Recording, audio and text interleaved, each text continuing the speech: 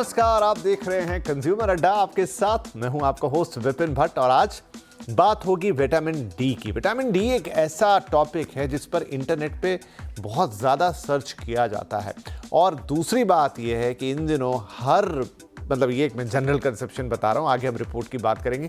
ज़्यादातर लोग, आप और आपने अक्सर ये देखा होगा, जब भी हम अपने विटामिन डी के टेस्ट कराते हैं वो बहुत ज़्यादा कम आता है। विटामिन डी का हमारे शरीर में कितना महत्व है ये किसी से छुपा हुआ नहीं है, लेकिन ऐसा क्या हुआ है कि विटामिन डी की इतनी कमी हम लगातार महसूस करते आए हैं, लगातार हम इतनी बातें विटामिन डी पे करते हैं, क्यों लोग इसको इतना सर्च करते हैं। तो हाल फिलहाल में इनफैक्ट आज ही एक रिपोर्ट आई है जो all India institute of medical sciences की तरफ से आई है और वो विटामिन डी की बात कर रही है और उसमें जो नंबर निकल कर आया है वो आपको थोड़ा आश्चर्यचकित कर देगा।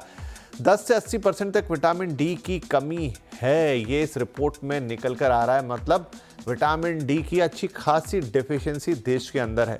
बच्चों में 20 से 30% तक विटामिन डी कम है, ये रिपोर्ट कह रही है। इसके अलावा ये और भी कुछ चीज़ों को इंगित करती है, जिसमें अगर वो कह रही है कि बच्चों में 20 से 30% तक कम है। ऑफिस वर्कर्स, ये थोड़ा इंपॉर्टेंट, ये ध्यान रखिएगा, ऑफिस वर्कर्स में विटामिन डी की कमी ज़्यादा पाई गई है। इसका मतलब क्या हुआ, जो लोग थोड़ा क्लोज एनवायरनमेंट में रहते हैं उनमें ज़्यादा है। विटामिन डी की मात्रा 12 से 30 नैनोग्राम पर ml के बीच हो, ठीक है, एक टेक्निकल एस्पेक्ट है, आगे डॉक्टर्स से इसको समझेंगे। और जैसा मैंने आपसे कहा कि ऑल इंडिया मेडिकल साइंसेज यानी एम्स की स्टडी में ये खुलासा हुआ है।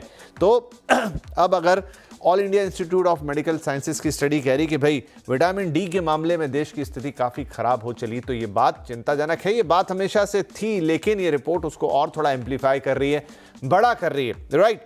आगे अब हम समझेंगे विटामिन डी को एक बार फिर से कि क्या इसके मायने हैं, क्यों ये हमारे अंदर इतना कम है वक्त के साथ, और इसके क्या साइड इफेक्ट्स होने वाले हैं, इसके क्या इम्प्लीकेशंस होने वाले हैं। तो आज हमारे साथ कार्यक्रम में शामिल हो रहे हैं all India institute of medical sciences में एंडोक्राइनोलॉजी के प्रोफेसर डॉक्टर राजेश खडगावत साहब, न्यूट्रिशनिस्ट डॉक्टर प्रत्यक्ष भारद्वाज और इंटरनल मेडिसिन में senior consultant doctor Swati Maheshwari. आप सभी का बहुत बहुत स्वागत है।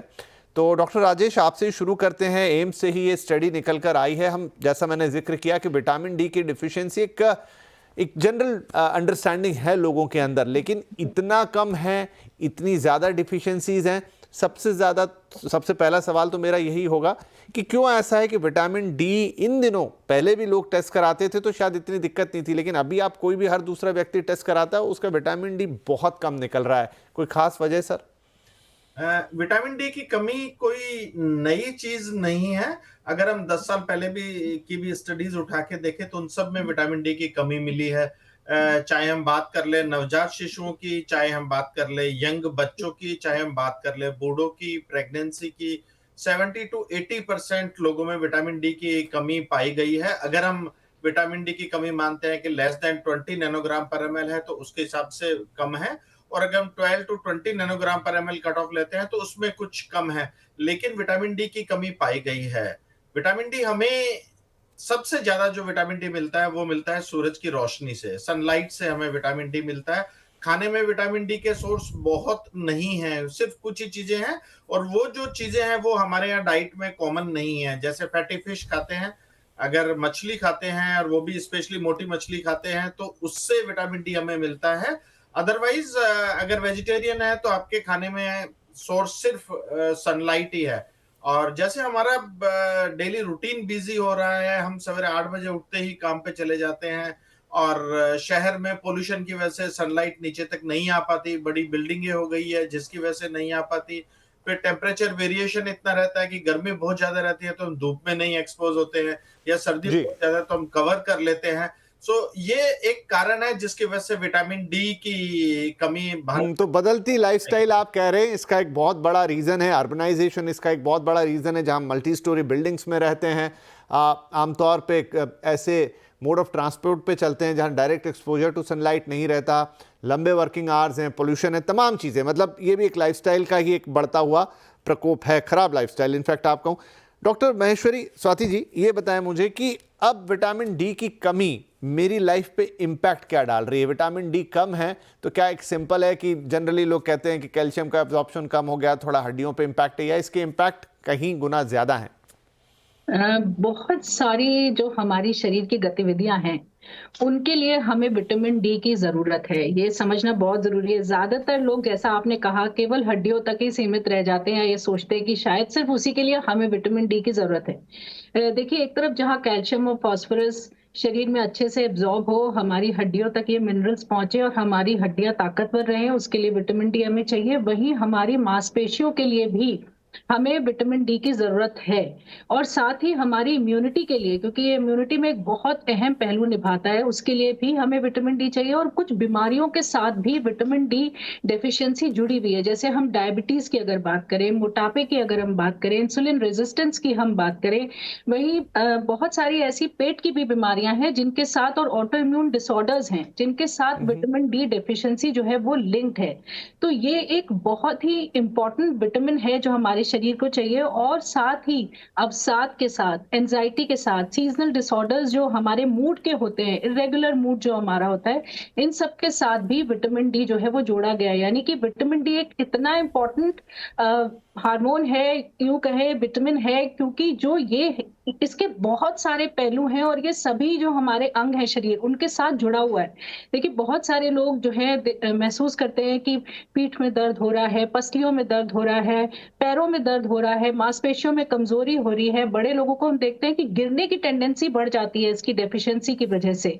वहीं बाल आपके कमजोर हो सकते हैं, आपका मूड इरेगुलर हो सकता है, आपका इम्यूनिटी लेवल कम होगा, जल्दी जल्दी इन्फेक्शन होने की संभावनाएं जो है वो बढ़ जाएंगी।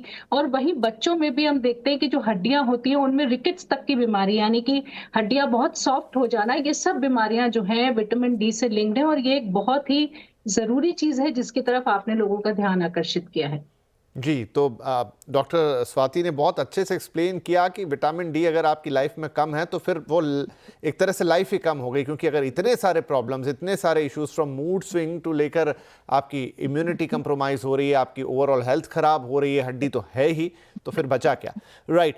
प्रत्यक्ष साहब, एक चीज़ इस रिपोर्ट में और हाईलाइट की गई है, वो अभी डॉक्टर साहब ने, राजेश जी ने उस पर थोड़ा सा फोकस किया भी था कि सिर्फ फूड सप्लीमेंट या मतलब जो हमारा खाने का सोर्स है उससे काम नहीं चल सकता, और अंडे, फैटी फिश वगैरह, वैसे भी अब भारत में वेजिटेरियंस काफ़ी हैं, या बहुत सारे लोग अगर नॉन वेजिटेरियन भी, तो ज़रूरी नहीं कि वो यही पर्टिकुलर चीज़ें खा रहे हों। तो इसका मतलब हम ये समझें कि आप सिर्फ अपने खाने से पूर्ति नहीं कर सकते, उसके लिए जो सनलाइट है वही सबसे बड़ा सोर्स है, और खाना उसकी पूर्ति नहीं कर सकता। देखिए, ऐसा नहीं है कि खाने से आपको विटामिन डी के सोर्सेज नहीं मिलते।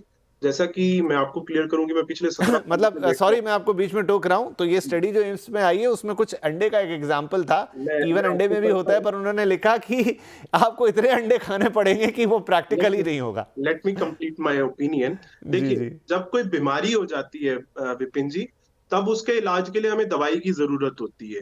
पर अगर जो हम लोग रूटीन में अपने लाइफस्टाइल में कुछ चीजें जोड़ते हैं, उदाहरण के लिए एक आदमी मोटा हो गया तो उसे एक इलाज की जरूरत है, बहुत सारा वजन घटाना है। पर आप फिटनेस के लिए एक्सरसाइज करते हैं, that is a different thing. Same with the vitamins. Vitamins जो होते हैं वो एक दूसरे के साथ जुड़े होते हैं। Vitamin D is a fat soluble vitamin जिसे बॉडी स्टोर करती है। जब हम लोग विटामिन डी की बात करते हैं खास तौर पे, तो अंडा तो एक बड़ी छोटी चीज की बात कर रहे हैं। स्पेशली आप डेयरी प्रोडक्ट्स के ऊपर जा सकते हैं। डेयरी प्रोडक्ट्स, जैसा आपने बोला अभी कि वेजिटेरियन लोग जो है वहां पे, हम लोग किस तरीके से, इंडिया जो है मोस्टली वेजिटेरियन है, तो वेजिटेरियन लोगों की अगर जो बात करें तो हम लोग अगर जो डेयरी प्रोडक्ट्स लेंगे तो विटामिन डी बढ़ेगा। अगर जो हम लोग, अगर जो बिल्कुल ही आपका लो चला गया है, तो अगर जो आप दवाई नहीं भी लेना चाहते, वैसे तो आप दवाई लें तो बेहतर है, अगर जो आप दवाई फिर भी नहीं लेना चाहते, तो मेथी दाने के जो बीज है, मेथी के बीज जिसे हम लोग बोलते हैं, हर किसी के घर के अंदर अवेलेबल रहते हैं। मेथी दाना रात को भिगो के उसका पानी सुबह को पीजिए। मोरिंगा जो है वो आप रात को भिगो के सुबह को उसका पानी पीजिए। तीसरी जो सबसे ज्यादा खास तौर पे जो एकदम से विटामिन डी पे असर करती है, वो है सनफ्लावर सीड्स।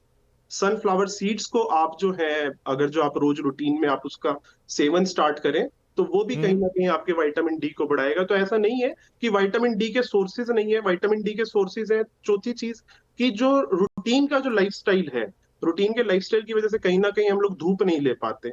तो कोशिश करिए कि नहीं, मेरा सवाल भी यही था प्रत्यक्ष जी, आपने बहुत सारी बढ़िया चीजें बताई, from sunflower seed to other dairy product. Absolutely. तो जी, तो मैं राजेश जी से यही पूछूंगा कि राजेश जी, वो धूप की जो कमी है लाइफ में, वो तो हो गई है। देखिए, अब आप उसका कई लोग तो कुछ भी नहीं कर पाएंगे, शिफ्ट्स में काम करना है, अलग अलग टाइम टेबल्स में काम करना है, लाइफ बहुत फास्ट है महानगरों की, रहने का सिस्टम भी वैसा नहीं है जहां आपको डायरेक्ट सनलाइट आ रही है, खिड़की में जरा सी आ गई 10 मिनट में चली गई।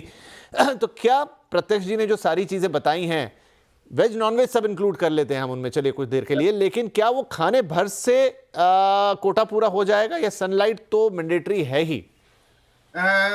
इस बारे में मैं ये कहना चाहूंगा कि इन सब से आपका विटामिन डी का कोटा बिल्कुल पूरा नहीं हो पाएगा।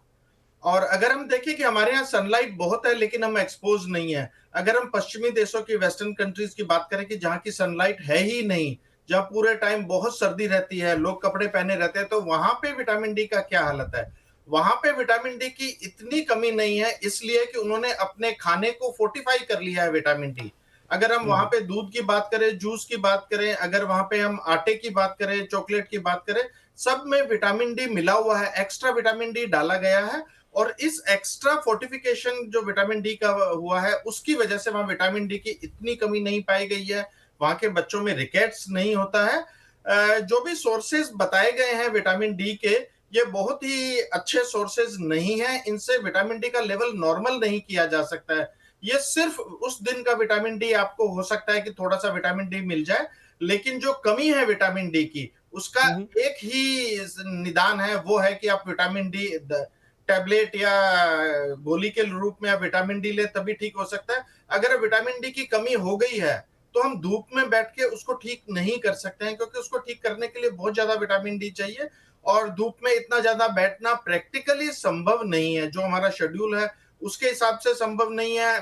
कोई भी इतना फ्री नहीं है कि वो रोज आधा घंटा 1 घंटा धूप में जाके बैठ जाए। धूप आती नहीं है, पोल्यूशन की वजह से नहीं आती है, टेम्परेचर होता है उसकी वजह से हम धूप में नहीं बैठ सकते हैं। और सब आजकल कॉम्पिटिटिव वर्ल्ड है, सब बहुत भागदौड़ में बिजी रहते हैं, इसलिए संभव नहीं है कि हम धूप से विटामिन डी बना लेंगे। इसका सबसे अच्छा सॉल्यूशन है कि पश्चिमी देशों की तरह से हमें भी अपने विटामिन डी से खाने फूड को फोर्टिफाई। तो ये मैं स्वाति जी के पास आता हूँ। गवर्नमेंट ऑफ इंडिया ने स्टार्ट किया है प्रोसीजर, जिसमें जो हमारे खाने के तेल है, वनस्पति तेल है, उसमें एक्स्ट्रा विटामिन डी मिलाया गया है। और सबसे अच्छी बात जो अभी हमारे कंट्री में शुरू हो गई है वो ये है कि इन्फेंट फूड में एक्स्ट्रा विटामिन डी मिलाना शुरू कर दिया है। ये गवर्नमेंट रेगुलेशन के अंडर होता है, FSSAI ने इसको कंट्रोल किया हुआ है ताकि ये बहुत ज्यादा विटामिन डी नहीं चला जाए। इसकी वजह से एक लिमिट मात्रा तक जो 30% जो विटामिन डी की डेली की रिक्वायरमेंट है वो खाने से मिलनी चाहिए। और उसमें सिर्फ सॉल्यूशन एक ही है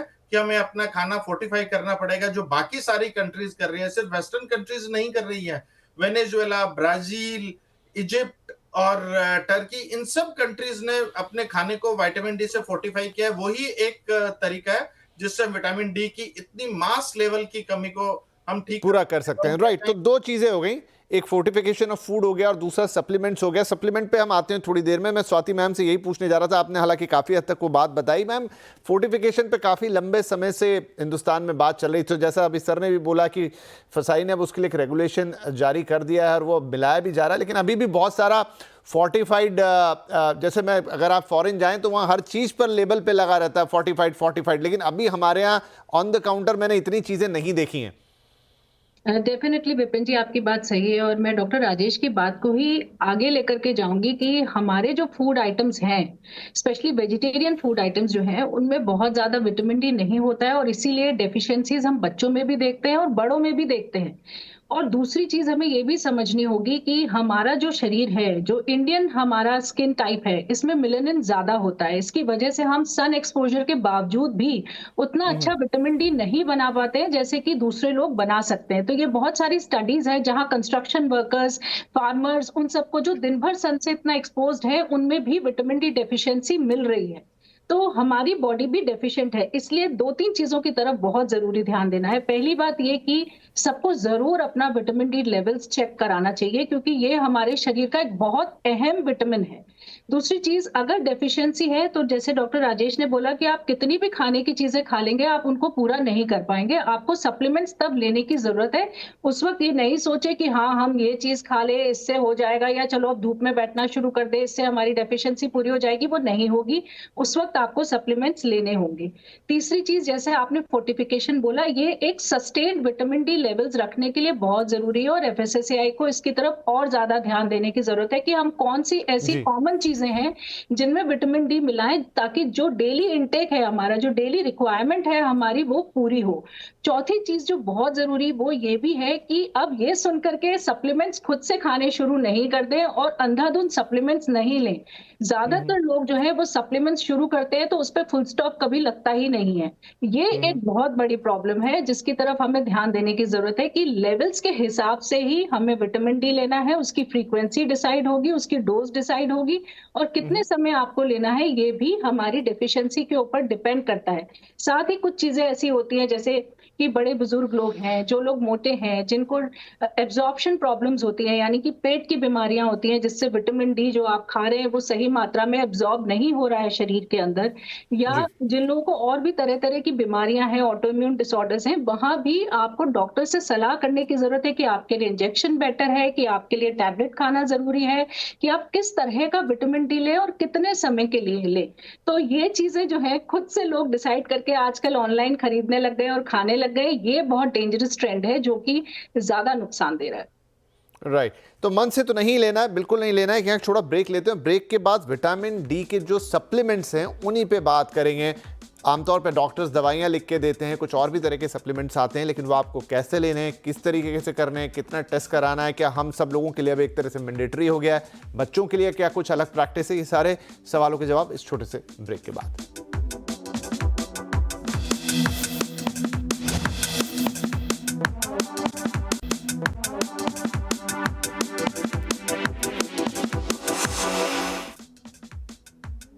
विटामिन डी कम तो सेहत बेदम। आज बात हो रही है विटामिन डी की डिफिशियंसी पे। हाल ही में all India institute of medical sciences की तरफ से एक ताज़ा रिपोर्ट, और उसमें कोई आश्चर्य की बात नहीं कि 10 से 80% तक कमी बताई गई है। हर एज ग्रुप में कमी है, भारतीयों में खास तौर पे कमी। और पिछले सेशन में हमने यही पूरी बातचीत की कि इस कमी के कारण क्या है और आखिर हम क्या कर सकते हैं। To understand the problem is very important, वही कोशिश है। और हमारे सभी मेहमान हमारे साथ हैं। बात करते हैं हम सप्लीमेंट्स की। तो डॉक्टर राजेश, अमूमन तो हम डॉक्टर्स के पास जाते हैं, आप लोगों के पास आते हैं, आप हमसे कुछ चीज़ें पूछते हैं और फिर एक कोर्स लिख के दे देते हैं। अमूमन उसमें टैबलेट्स होती हैं, जहाँ पर वो 2 से 3 महीने का कोर्स होता है, वो 60,000 के और समथिंग उसके ऊपर लिखा रहता है। और या फिर कुछ लोगों को मैंने सुना है कि जब बहुत ज़्यादा डिफिशियंसी होती है तो शॉट्स भी देने पड़ते हैं। क्या सही तरीका है? क्या बेस्ट है कि आप साल में 1 बार या 2 बार, जैसा भी है, जैसा मैम कह रही थी, अपना टेस्ट कराइए और डॉक्टर से कंसल्ट कीजिए और बस सप्लीमेंट लीजिए, एज सिंपल एज दैट? मेरी राय इसमें थोड़ी सी अलग है। हम लोग विटामिन डी पे लास्ट 20 ईयर से रिसर्च प्रोजेक्ट कर रहे हैं और हमने देखा है कि जब आपको पहले से पता है कि आपके 80% चांस हैं विटामिन डी डेफिशिएंसी के, तो हमें टेस्ट करवाने की जरूरत नहीं है। कि अगर टेस्ट भी करवाएंगे तो 80% तो हमारे चांस ऑलरेडी हैं ही विटामिन डी के। और टेस्ट इजीली अवेलेबल नहीं है, टेस्ट कॉस्टली है, 600 से 1000 रुपए टेस्ट की कॉस्ट है। और सिर्फ 10-15% चांस है कि वो नॉर्मल आया, जो कि बहुत ही अनलाइकली है कि बिल्कुल नॉर्मल हमारा लेवल आएगा, 30 से ऊपर आएगा। वो संभव नहीं है जब तक हम विटामिन सप्लीमेंट नहीं लें।